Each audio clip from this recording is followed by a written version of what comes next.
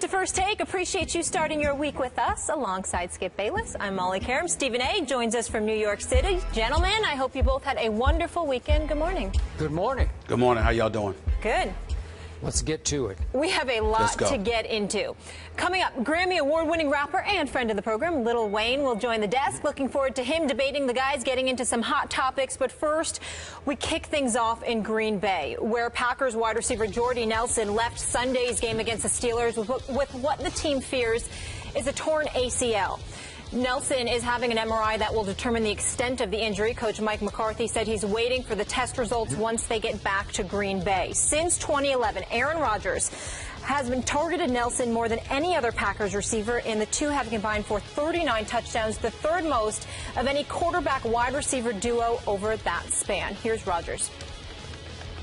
It's difficult to lose a guy like that in a meaningless game. Well, we just heard Aaron there, Stephen A. On a scale of 1 to 10, how big of a blow is Nelson's injury for the Packers? Well, it's a devastating blow. I think on a scale of 1 to 10, it's about a 9, to be quite honest with you. I mean, this is a guy that captured about 98 receptions for 1,519 yards last year. We showed how many times he's been targeted by Aaron Rodgers. We know that Randall Cobb is there along with others, but at the end of the day, Jordy Nelson has been his #1 offensive option as a quarterback. So when you look at Aaron Rodgers, the greatness that he displays, the bad man that he is, the things that he's capable of, we all know this to be true. But there's no way to get around it. If you're a quarterback and you are devastated by losing your #1 weapon, that could be an incredibly debilitating thing for the Green Bay Packers. He's #1 for a reason. He's Aaron Rodgers' #1 target for a reason. Even though Randall Cobb can admirably fill in to some degree in terms of playing that role, transitioning to #1, it's not going to be the same when he doesn't have Jordy Nelson on the other side as a wide out to feed off of. So I think this is a devastating blow for the Green Bay Packers. I don't think it's enough to limit them from getting to the playoffs, but I do think it's enough to get in the way of their Super Bowl aspirations. Wow. I am shocked you went to 9. I was trying to predict in my head where you might go. I thought you might go 1 because of that bad man that is Aaron Rodgers. I thought maybe you'd just say, hey, it's Aaron Rodgers. He'll make anybody a star. He can make do with Davante Adams, whoever else it is at #1. But I never say that about anybody in football, because the bottom line is that you can only throw it. An individual has to get open. If they can't get open, it doesn't matter. Well, I'm not going to back off what I wrote down on my paper here. I'm going to go to an 8 because I do have two counts of respect for Aaron Rodgers. I do think he'll be pretty great, but maybe not that great without this guy. And my bottom line to this discussion is the Green Bay Packers with Jordy Nelson should have been the favorites to win the NFC, even though I still love my Dallas Cowboys chances. But I would give you they should be the on-paper favorites with Jordy. Without him, they're still going to make the playoffs.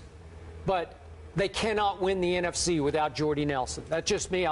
That's my bottom line to this discussion, because Jordy Nelson had a wavelength connection with this quarterback, a trust factor, a rapport that I'm not sure I see anywhere else in the league. I sometimes see it with Romo and Jason Witten, but obviously Jason Witten isn't the game breaker that Jordy Nelson is, because Stephen A., last year, Jordy Nelson was tied for the lead in the NFL with catches over 40-plus yards. He had 7. Those are game-breaking catches, and I can remember a bunch of them that cost me in games I was rooting against Jordy Nelson. You pointed out the 98 catches. That was a career high last year, and he was targeted the 4th most times in the NFL by his quarterback, Aaron Rodgers. So clearly, the trust factor, it's just going to be gone, because, to me, I like Davante Adams. I like his talent. I could even argue he has #1 receiver talent. I'm not sure about the intangibles. I'm not sure about him catching the pass at the moment. He seems to drop too many balls to me. And yet, last year in the shadows, as the #3, the third wheel receiver, I thought Davante Adams was really good because he could thrive in the shadows. Well, if he's now the #1 receiver, the #1 wideout, because to me, Randall Cobb is a 5'10" slot receiver. That's where he's going to do his most damage. So can Davante Adams carry this team as the #1 receiver? How will he respond to double teams, to pressure, to expectations that he's never felt before as a second-round draft pick just a year ago? Obviously, he was a rookie last year. I don't know, but I don't love it.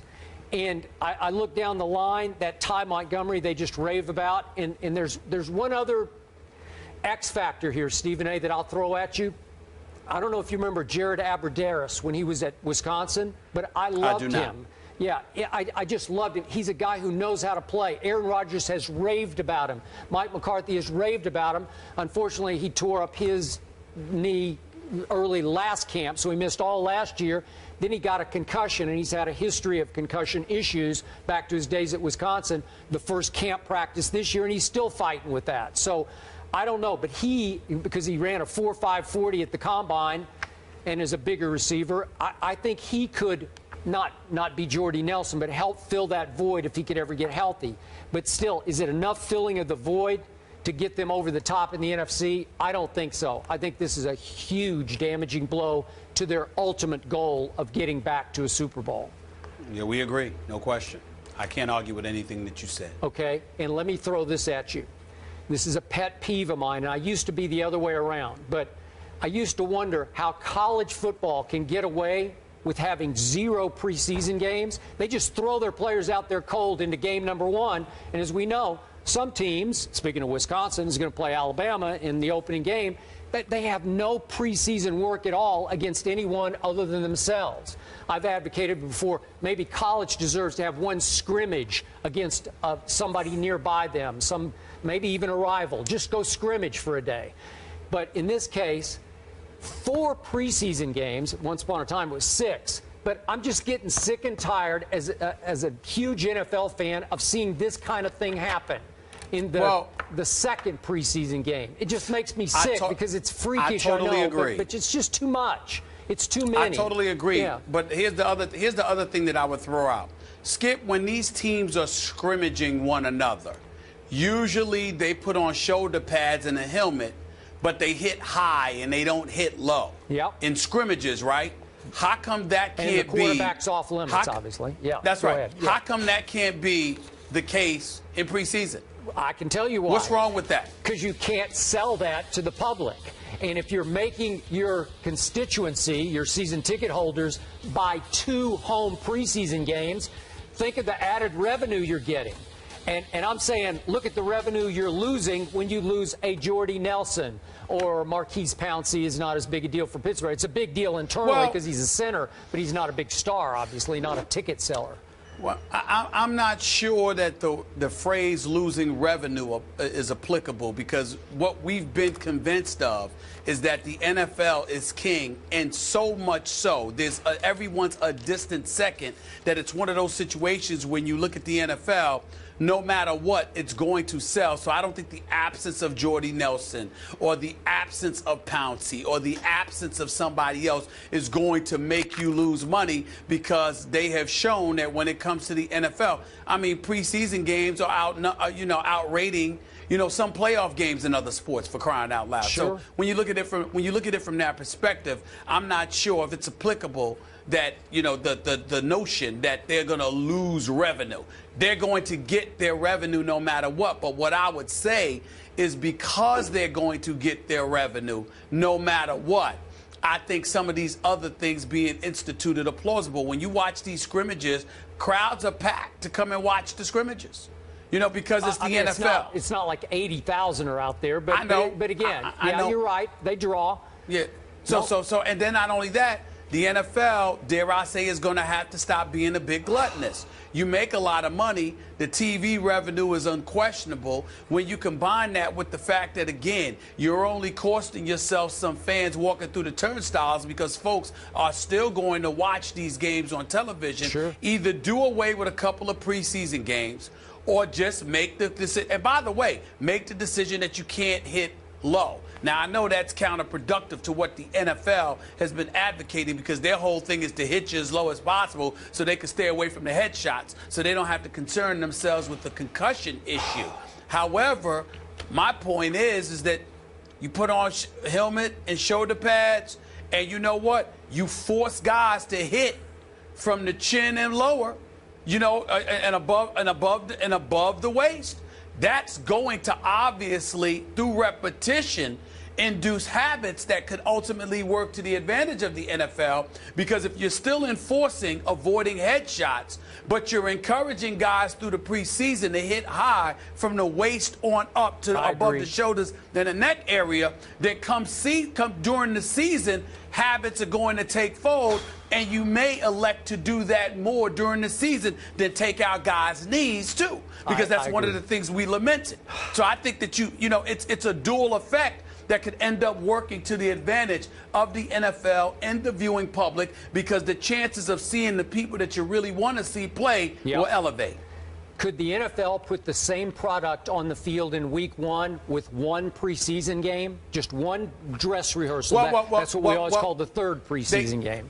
They can't. But the flip side to it, Skip, is that the sacrifices early will elevate the level of urgency as the season progresses, because you may have cost yourself a game or two, you know, before you catch your rhythm during the regular season. So because of that, it elevates the importance of the season as the season wanes, which is obviously what happens anyway.